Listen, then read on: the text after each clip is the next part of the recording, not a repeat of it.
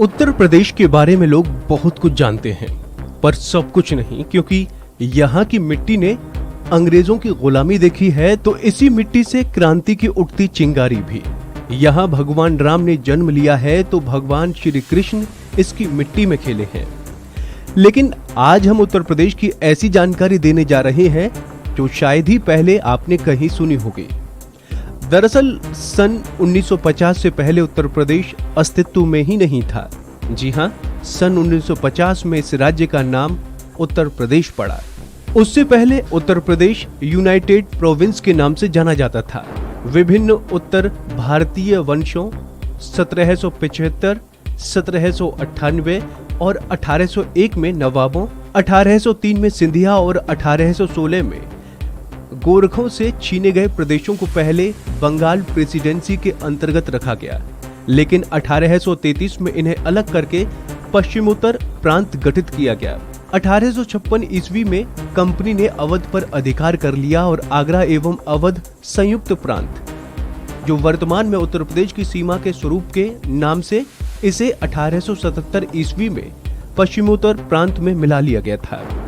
1902 ईस्वी में इसका नाम बदलकर संयुक्त प्रांत कर दिया गया। सन 1902 में नॉर्थ वेस्ट प्रोविंस का नाम बदलकर United province of Agra and Awadh कर दिया गया।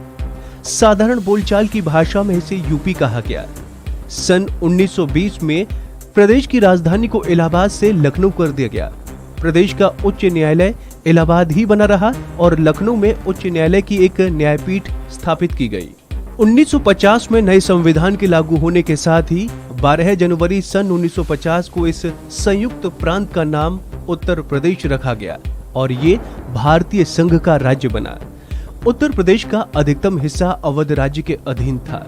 अवध यानी आज का मध्य उत्तर प्रदेश का हिस्सा। इस हिस्से में लखनऊ से फैजाबाद तक का भूभाग आता था। उत्तर प्रदेश की आबादी 20 करोड़ से अधिक है।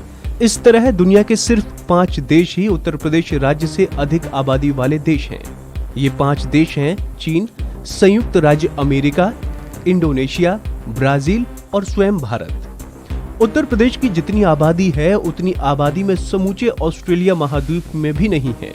साल 2000 से पहले उत्तर प्रदेश देश की भौगोलिक स्थिति भारत देश सरीखी ही थी। सिर्फ समंदर ही नहीं था उत्तर प्रदेश के पास। भौगोलिक स्थिति को देखें तो उत्तर में पहाड़, पश्चिम में रेगिस्तान, बीच अवध वाले इलाके में सर्वश्रेष्ठ दोमट मिट्टी, तो दक्षिण में पठार इलाका, उत्तर में चिकनी मिट्टी और घने जंगल। इस तरह से उत्तर प्रदेश सर्वाधिक जैव विविधता वाला राज्य भी रहा।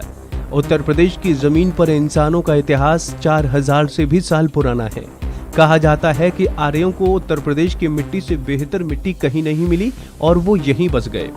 यहीं उन्हें गंगा का पानी भी भा गया।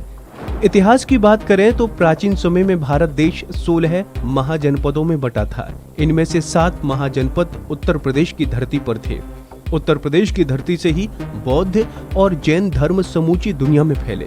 कुशीनगर में बुद्ध को महानिर्वाण प्राप्त हुआ, तो आखिरी बड़े सम्राट हर्षवर्धन की नगरी कन्नौज भी उत्तर प्रदेश में है। मुगलों की बात करें तो बाबर और हुमायूं ज्यादा समय तक शासन नहीं कर सके, पर अकबर ने उत्तर प्रदेश की माटी को ही अपना सब कुछ मान लिया। अकबर ने इलाहाबाद, फतेहपुर सीकरी में किले बनवाए, तो उसकी नींव पर मुगल वंश सैकड़ों सालों तक मजबूत बना रहा। उत्तर प्रदेश की धरती हमेशा से सोना उगलने वाली रही। अंग्रेजों को इस सोने की खान की जानकारी थी, तभी तो उन्होंने बंगाल हाथ में आने के बाद उत्तर प्रदेश पर कब्जे के लिए अपना सब कुछ झोंक दिया। उत्तर प्रदेश ने देश को सर्वाधिक प्रधानमंत्री दिए हैं। कहा जाता है कि दिल्ली के सत्ता की राह उत्तर प्रदेश से होकर गुजरती है। जवाहरलाल नेहरू, लाल बहादुर शास्त्री, इंदिरा गांधी, चौधरी चरण सिंह, राजीव गांधी, वीपी सिंह, चंद्रशेखर, अटल बिहारी वाजपेयी और अब प्रधानमंत्री नरेंद्र मोदी। कुल 14 में से 9 प्रधानमंत्री उत्तर प्रदेश की धरती से आए।